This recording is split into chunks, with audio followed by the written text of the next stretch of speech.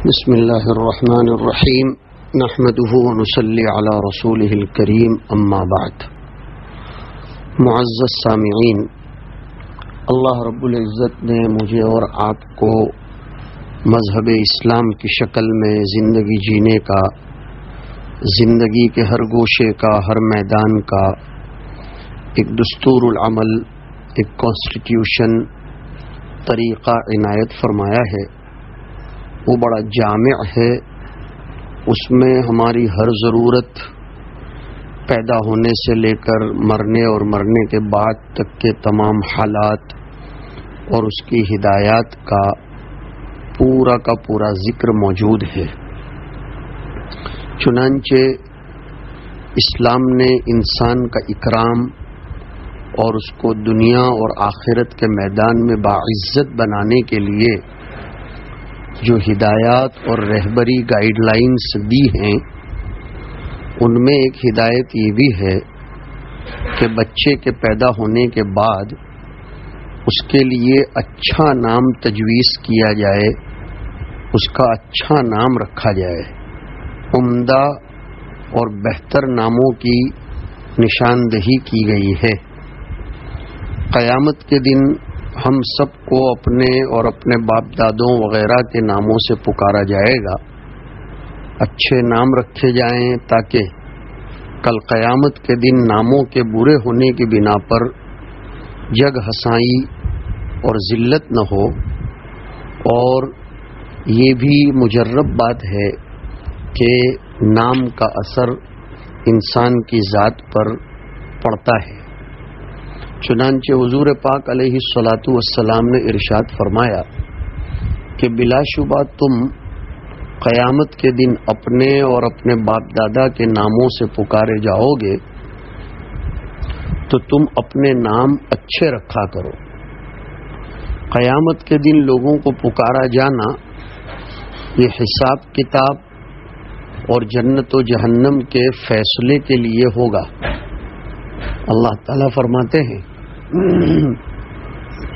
یا قومی انی اخاف علیکم یوم التناد، یہ میری قوم، میں تمہارے بارے میں ڈرتا ہوں اس دن سے جب ایک دوسرے کو پکارا جائے گا. یہ قوم جو فرعون کی تھی، اس قوم میں ایک مومن تھا، اس کا قول ہے جسے قرآن کریم میں ذکر کیا گیا ہے. تمام مفسرین نے یوم التناد سے حساب و کتاب کے دن کو مراد لیا ہے. اس حدیث شریف میں قیامت کے دن اپنے اور اپنے باپ دادوں کے ناموں سے پکارے جانے کا تذکرہ ہے. بعض حدیثوں میں ماؤں کے ناموں سے پکارے جانے کا بھی ذکر ہے.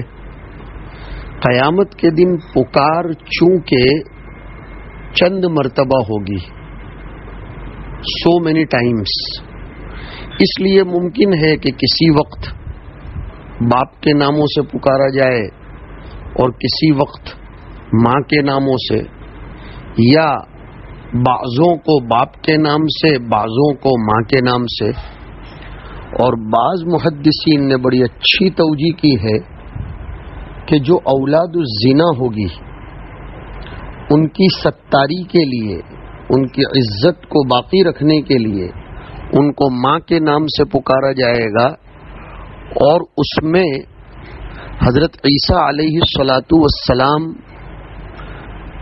ایک ایسی شخصیت ہے جن کو قرآن کریم نے بھی ماں کے نام سے ہی تذکرے کے طور پر بیان فرمایا ہے کہ انما المسیح عیسی ابن مریم رسول اللہ وکلمتہ. تو حضرت عیسیٰ علیہ السلام کو ماں کے نام سے پکارا جائے گا، کچھ اور لوگوں کو بھی. اور اسی طرح کچھ لوگوں نے یہ لکھا ہے کہ جو اپنی ماں کے نام سے زیادہ مشہور تھے ان کو ماں کے نام سے، جو باپ کے نام سے زیادہ مشہور تھے ان کو باپ کے نام سے. قیامت کے دن پکارا جانا یہ محقق مسلم ہے، ہمارا عقیدہ ہے. اس لیے ضروری ہے کہ ہر انسان اپنی اولاد کا نام عمدہ سے عمدہ رکھے، شاندار رکھے، تاکہ سر محشر قیامت میں سب کے سامنے ناموں کی خرابی ہماری ذلت اور رسوائی کا باعث نہ بنے۔ حضرت عبداللہ ابن عمر رضی اللہ تعالیٰ عنہما تو فرماتے ہیں کہ رسول اللہ صلی اللہ علیہ وسلم نے ارشاد فرمایا، اللہ کے نزدیک ناموں میں سب سے پسندیدہ نام عبداللہ اور عبد الرحمن ہے۔ عبداللہ اور عبد الرحمن کے پسندیدہ ہونے کی وجہ یہ ہے کہ ان ناموں میں بندے کی عبدیت کا اعلان ہے، اور شان عبدیت اللہ کو سب سے زیادہ پسند ہے۔ چنانچہ اللہ تعالیٰ نے قرآن کریم میں جگہ جگہ اپنے بندوں کو لفظ عباد سے مخاطب فرمایا ہے۔ قل یا عبادی الذین اسرفوا علی انفسہم قل یا عبادی الذین آمنوا فبشر عباد الذین یستمعون القول یا عبادی لا خوف علیکم اليوم ولا انتم تحزنون۔ حضور پاک علیہ الصلاۃ والسلام کا تذکرہ عبد سے زیادہ کیا گیا ہے۔ سبحان الذی اسری بعبدہ، الحمد للہ الذی انزل علی عبدہ وعباد الرحمن۔ تو ہر وہ نام جس میں عبدیت بندگی کا اظہار ہوتا ہو وہ نام اللہ کو بہت زیادہ پسند ہے۔ تو عبداللہ اور عبد الرحمن کے علاوہ ہر وہ نام اللہ کو پسند ہے جو عبدیت کے معنی پر دلالت کرتا ہو، جیسے عبد الملک، عبد السلام، عبد القادر، عبد الودود، عبد العزیز، عبد القدیر، عبد الباسط وغیرہ وغیرہ۔ نیز معنی کے اعتبار سے جو نام بھی اچھے ہوں وہ بھی پسندیدگی کے اندر داخل ہوں گے۔ چنانچہ رسول اللہ صلی اللہ علیہ وسلم نے اپنے صاحبزادوں کا نام طاہر، طیب اور ابراہیم رکھا، نواسوں کا نام حسن حسین رکھا، ایک انصاری صحابی کے بچے کا نام منذر رکھا۔ تو ایسا نہیں ہے کہ صرف عبداللہ اور عبد الرحمن ہی، یہ تو حضور نے ایک مثال کے طور پر بیان کیا ہے۔ نام اچھا ہونا چاہیے جس کا معنی اور جس کا مفہوم اچھائی پر دلالت کرتا ہو۔ رسول اللہ صلی اللہ علیہ وسلم نے ارشاد فرمایا کہ انبیاء علیہم الصلاۃ والسلام کے ناموں پر نام رکھو، انبیاء کے نام جیسے نام رکھو۔ آج کل نہ جانے کیسی فیشن ہو گئی ہے کہ لوگ ماڈرن فیشنیبل ناموں میں بھی ایسے نام پسند کرتے ہیں جو اچھے معنی پر دلالت نہیں کرتے، بلکہ ہیرو اور ہیروئنس کے نام۔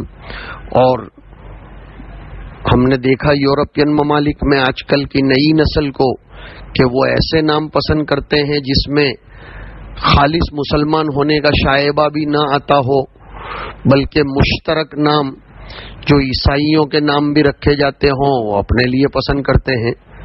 ایسا نہیں ہونا چاہیے۔ نبیوں کے ناموں پر نام رکھو۔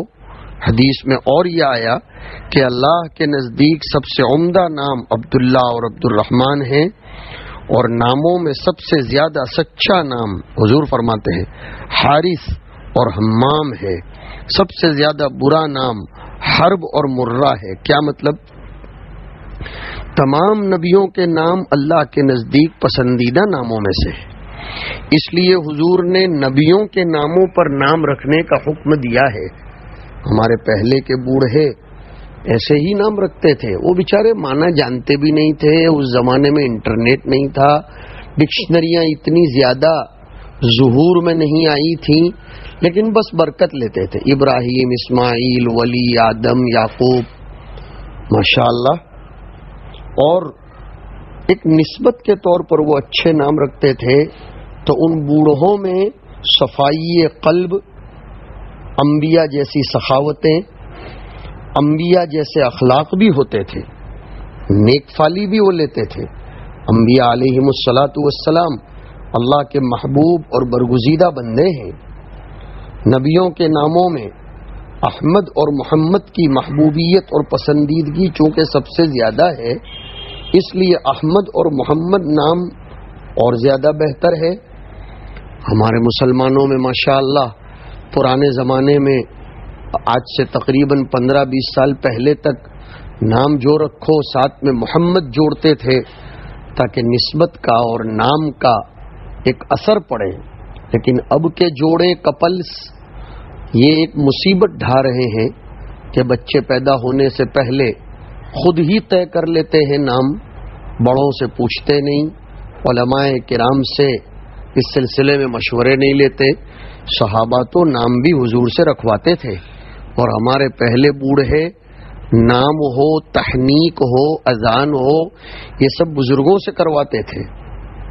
اللہ تعالیٰ اس کی طرف توجہ دلانے کی توفیق نصیب فرمائے، دینے کی بھی توفیق نصیب فرمائے۔ معاشرے میں یہ چیز بھی بہت زیادہ قابل اصلاح ہے۔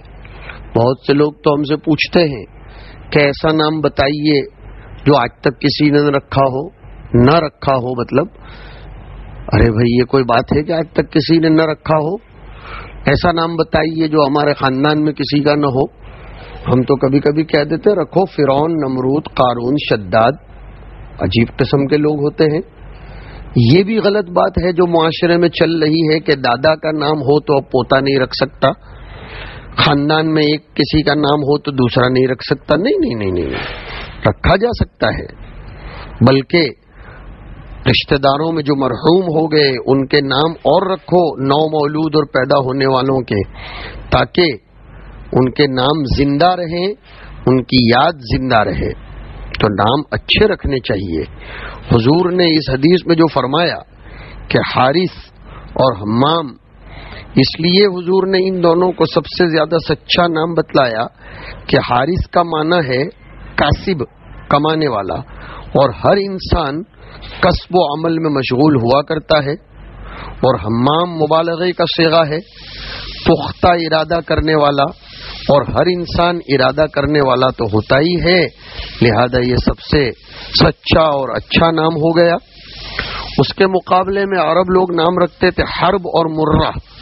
اس کو سب سے برا نام قرار دینے کی وجہ یہ ہے کہ لفظ حرب لڑائی اور مرہ یہ کڑوا پن اور بخل کے معنی پر دلالت کرتا ہے۔ اس کی برائی بالکل واضح ہے۔ ابو مرہ ابلیس لعین کی کنیت ہے۔ تو اب یہ دو نام بتا کر حضور فرمانا یہ چاہتے ہیں کہ جس طرح اچھے معنی پر دلالت کرنے والا نام اللہ کے نزدیک پسندیدہ ہے، اسی طرح برے معنی پر دلالت کرنے والا نام اللہ کے نزدیک ناپسندیدہ ہے۔ کوئی بھی ایسا نام جو برے معنی پر دلالت کرتا ہو، چاہے فارسی زبان کا ہو چاہے جس زبان کا بھی ہو، ترجمہ معلوم کیجئے، اس کے بارے میں تحقیق کیجئے، اور پھر اپنے بچوں کے نام رکھیے۔ حضرت انس ابن مالک رضی اللہ تعالیٰ عنہ کہتے ہیں کہ میں عبداللہ ابن ابو طلحہ رضی اللہ تعالیٰ عنہ کو، جو میرے ماں شریک بھائی تھے، حضور صلی اللہ علیہ وسلم کے پاس لے گیا۔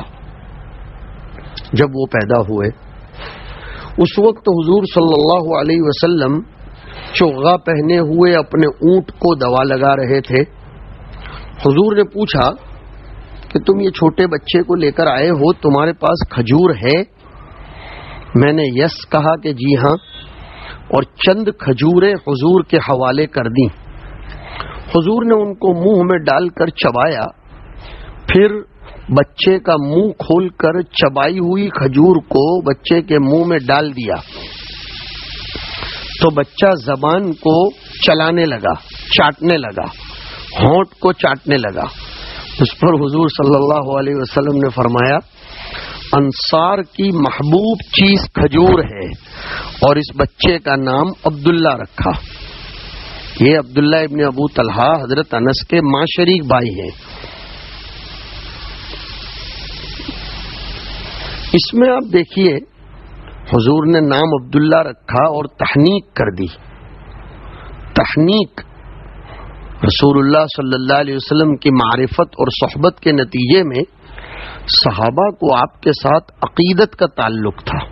اتنی عقیدت اور محبت تھی کہ جب کوئی نیو بورن بیبی، نو مولود بچہ ہوتا تو حضور کی خدمت میں فوراً لے جاتے تاکہ آپ اس نئے آنے والے بچے کے لیے خیر و برکت کی دعا فرمائیں.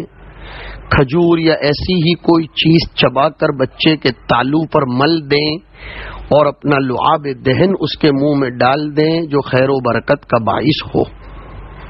اس کو تحنیک کہتے ہیں. تحنیک سنت ہے، لیکن اب یہ سنت ہمارے معاشرے میں تقریباً چھوٹ گئی ہے. ضرورت اس بات کی ہے کہ اسے زندہ کیا جائے، اور جب کسی گھرانے میں بچہ پیدا ہو تو اسے اللہ کے کسی مقبول اور نیک بندے کے پاس لے جا کر اس کی تحنیک کرائی جائے، اس کے لیے خیر و برکت کی دعا کرائی جائے. انشاءاللہ العزیز اس کے اچھے ریزلٹس آئیں گے، ثمرات ظاہر ہوں گے، اور بڑے ہونے کے بعد اس بچے کے اندر صالحیت کے آثار نمایاں ہوں گے. اور ناٹ نیسسری کہ کھجور کے ذریعے ہی تحنیک ہو، شہد کے ذریعے بھی ہو سکتی ہے. کوئی بھی میٹھی چیز کے ذریعے جو نرم ہو تحنیک کروائی جا سکتی ہے. اگر ہمارے گاؤں میں قرب و جوار میں کوئی بڑا عالم نہ ہو تو ضروری نہیں ہے، بلکہ کوئی اللہ والا ہو، نماز کا پابند ہو، سچ بولنے کا عادی ہو، ذکر و اذکار کا پابند ہو، تو اس سے بھی تحنیک کروائی جا سکتی ہے.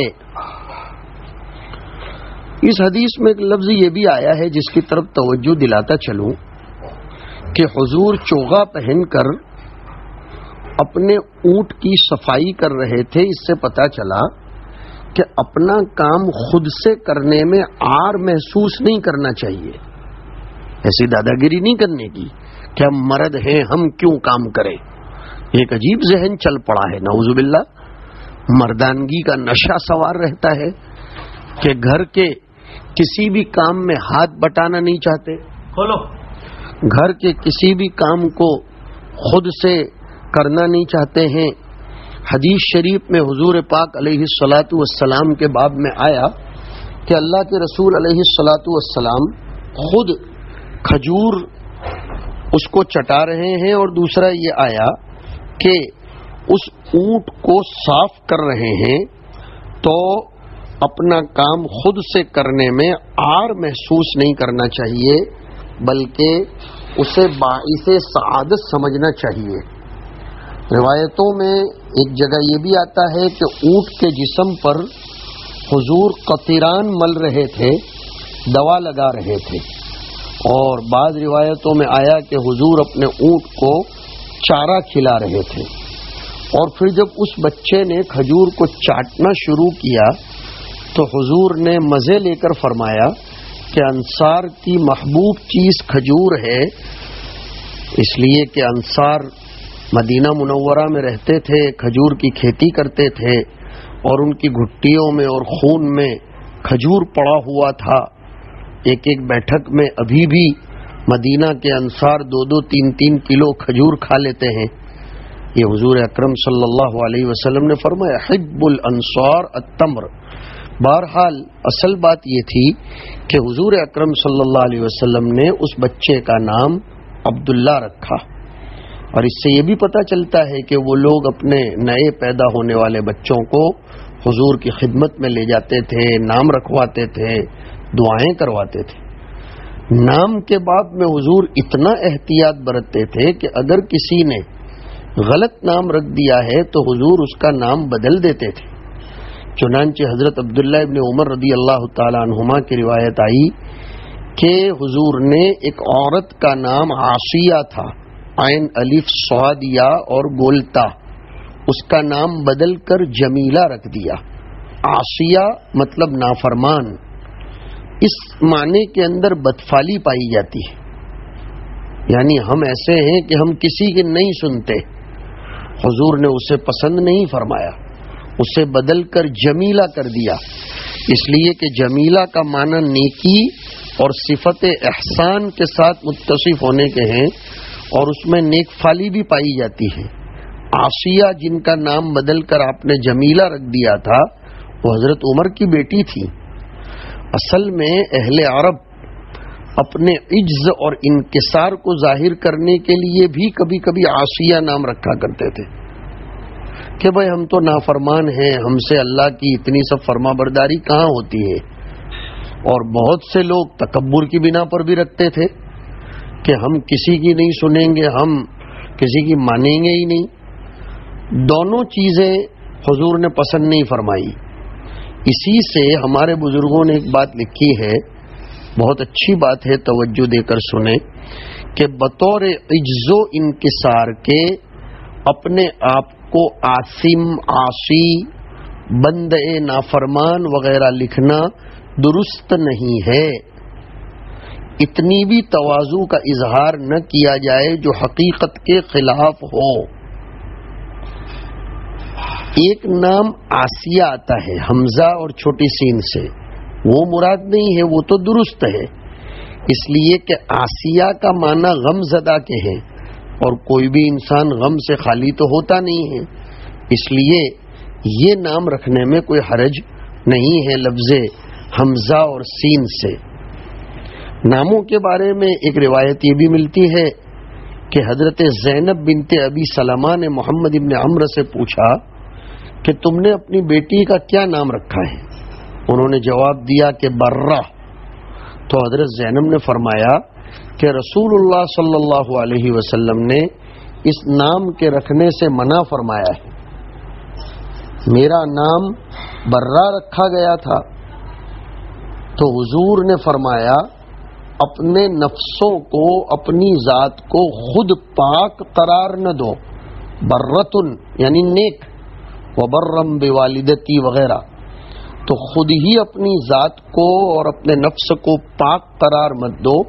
اللہ خوب جانتا ہے کہ تم میں سے نیکی کا اہل کون ہے۔ اس پر میرے والد ابو سلمہ نے پوچھا کہ پھر کیا نام رکھیں؟ تو حضور صلی اللہ علیہ وسلم نے فرمایا کہ زینب نام رکھو۔ برہ کا معنی اصل میں پاک صاف، اس نام میں چونکہ اپنی پاکیزگی کا اظہار ہے، دعویٰ ہے، اور یہ تو اللہ ہی بہتر جانتا ہے کہ پاکیزہ کون ہے، اس لیے اس نام کو حضور نے پسند نہیں فرمایا۔ اس کے مقابلے میں زینب کا معنی خوشبودار، خوش منظر درخت کے ہیں، خوشبودار درخت، خوش منظر درخت۔ اس نام میں نیک فالی کا ہونا بالکل واضح ہے کہ یہ لڑکی خوشبودار اور خوش منظر درخت بنے کہ اس سے اچھی اولاد کے پھل مرتب ہوں، اچھی اولاد کے پھل کا ظہور ہو، اس لیے حضور نے برہ نام کو زینب سے بدل دیا۔ ازواج مطہرات میں سے حضرت جویریہ کا اور ایک قول کے مطابق حضرت زینب بنت جحش اور حضرت میمونہ کا نام برہ تھا۔ میمونہ کے معنی بابرکت اور خوشحال کے ہیں، اس نام کی نیک فالی بھی واضح ہے۔ تو ایسے نام رکھنے چاہیے جس میں نیک فالی نکلتی ہو، تاکہ اللہ کرے کہ اس نام کا اثر نیک فالی کے نتیجے میں اور شکل میں ظاہر ہو۔ اس کے مقابلے میں جن ناموں میں برا معنی نکلتا ہے، جیسے ایک شخص کا نام عربی میں اسرم تھا، حمزہ، صاد، را اور میم۔ رسول اللہ صلی اللہ علیہ وسلم کی خدمت میں ایک ڈیلیگیشن آیا، اس میں وہ جناب شریک ہوئے۔ حضور نے اس سے پوچھا تمہارا نام کیا ہے؟ اس نے بتایا اسرم۔ اسرم تو کہتے ہیں کھیتی کاٹ ڈالنے کو، اذ اقسموا لیصرمنھا مصبحین۔ تو حضور نے بالکل اس کا اپوزٹ نام زرعہ رکھ دیا، یعنی کھیتی کرنا۔ اسرم کا نام زرعہ سے بدل دیا۔ اسرم کا معنی کٹا ہوا ہے، اور کٹا ہوا لفظ یہ تو اچھا معنی نہیں ہے، خیر و برکت سے کٹے ہوئے ہونے کا وہم پیدا ہوتا ہے جو بدفعلی ہے۔ اور زرعہ زراعت سے مشتق ہے، کھیتی سے خیر و برکت کا حصول ہوتا ہے، لہذا زرعہ خیر و برکت کی طرف مشیر ہے، اس لیے آپ نے اس نام کو بدل دیا۔ اسی طریقے سے وہ نام جس میں تکبر کے معنی پر دلالت ہوتی ہو تو اس کو بھی بدل دینا چاہیے۔ جیسے ایک صحابی کی کنیت تھی ابو الحکم، یعنی فیصلہ کرنے والوں کا باپ، حضور نے اس کو بھی بدل دیا، حالانکہ انہوں نے جواب دیا تھا کہ میری یہ کنیت اس لیے رکھی گئی ہے کہ جب میری قوم کسی معاملے میں اختلاف کرتی ہے تو وہ مجھ سے رجوع کرتے ہیں، میں اس کے معاملے کا فیصلہ کر دیتا ہوں، تو دونوں طرف کے لوگ اس سے راضی ہو جاتے ہیں۔ حضور نے فرمایا بات تو بہت اچھی ہے، لیکن تمہیں کنیت ہی رکھنی ہے تو تمہارا کوئی لڑکا ہے؟ تو انہوں نے جواب دیا کہ میرے 3 لڑکے ہیں، شریح، مسلم اور عبداللہ۔ حضور نے پوچھا ان میں بڑا کون؟ تو انہوں نے فرمایا شریح۔ تو حضور نے ان کی کنیت ابو شریح رکھ دی۔ اصل میں حکم جاری کرنے والے کو، حاکم کو، فیصلہ کرنے والے کو کہتے ہیں۔ حقیقت میں یہ اللہ کی صفت ہے، ان الحکم الا للہ، اور اس کے اسماء حسنی میں سے ایک الحکم بھی ہے۔ حکم کنیت رکھنے میں عظمت و بڑائی کا اظہار ہے، جس کا نامناسب ہونا سب کے سامنے ہے، اس لیے حضور نے اسے تبدیل کر دیا اور بڑے بیٹے کے نام پر کنیت ابو شریح رکھ دی۔ اہل عرب کے یہاں اس کا رواج تھا کہ وہ اپنی کنیت بڑے بیٹے کے نام سے رکھا کرتے تھے۔ قصہ مختصر یہ ہے کہ نام یا کنیت ایسی نہیں رکھنی چاہیے کہ جس سے نیک فالی کے خلاف یا تکبر یا برا معنی پیدا ہوتا ہو۔ ایک صاحب نے اپنا نام حزن رکھا تھا، حضور نے اسے سہل سے تبدیل کر دیا۔ حزن یعنی ایسا کہ جو ہمیشہ غمزدہ رہتا ہو، اور حضور نے سہل رکھ دیا، آسان اور نرم زمین۔ جو چیز سہل اور نرم ہو لوگ اسے خاطر میں نہیں لاتے، اس کی بے حرمتی کرتے ہیں، اور سہل کہتے ہیں ہموار اور روندی ہوئی زمین کو۔ حضور پاک صلی اللہ علیہ وسلم کا حزن کے نام کو تبدیل کرنا مشورے کے طور پر تھا، اس لیے وہ صحابی کو تھوڑا سا گرا گزرا، مگر بعد میں انہوں نے اس کو تبدیل کر دیا۔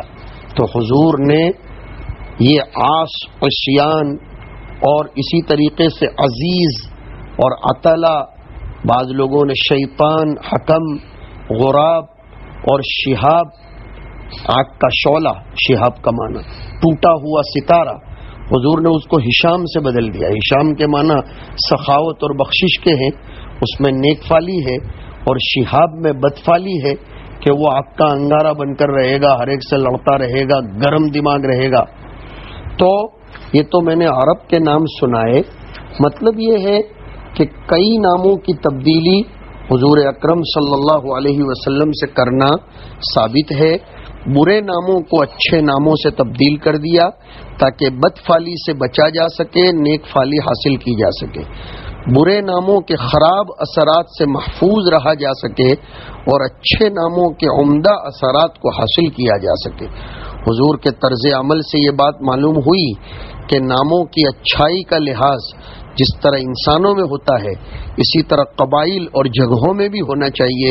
لہذا جس طرح کسی انسان کا نام اگر برا ہو تو اسے بدل دینا چاہیے، اسی طرح کسی قبیلے یا کسی جگہ، شہر کا نام بھی اگر برا ہو تو اسے بھی تبدیل کر دینا چاہیے۔ ناموں کے برا ہونے پر جس طرح اس کا اثر انسانوں پر پڑتا ہے، اسی طرح ناموں کی برائی کا اثر قبائل اور جگہوں پر بھی پڑتا ہے۔ اس کو خوب سمجھنا چاہیے۔ بسا اوقات ناموں میں تکبر کا بھی اظہار ہوتا ہے۔ حضور اکرم صلی اللہ علیہ وسلم نے اس لیے بھی اس قسم کے نام رکھنے سے منع فرمایا ہے، اور اسی طرح وہ نام کہ جس سے کبھی خدائے پاک کی نعمت کا انکار لازم آتا ہو، تو ایسے نام رکھنے سے بھی حضور نے منع فرمایا۔ ایک شخص کا نام ملک الاملاک تھا، شہنشاہ، حضور نے اس کو بھی بدلوا دیا تھا۔ اسی طرح جس کا نام جبار، قادر وغیرہ تھا، چاہے یہ نام اس نے خود رکھا ہو یا اس کے والدین وغیرہ نے، اور اس نے اسے تبدیل نہیں کیا، تو کل قیامت کے دن یہ شخص اللہ کے نزدیک انتہائی ذلیل، مغضوب اور خبیث ہوگا۔ ہلاکت و بربادی اس کے لیے لازم ہوگی، اللہ تعالیٰ کی نظر شفقت و رحمت سے وہ محروم ہوگا۔ لہذا اس قسم کے ناموں سے اجتناب کرنا چاہیے جو نام غضب الہی کا باعث ہوں۔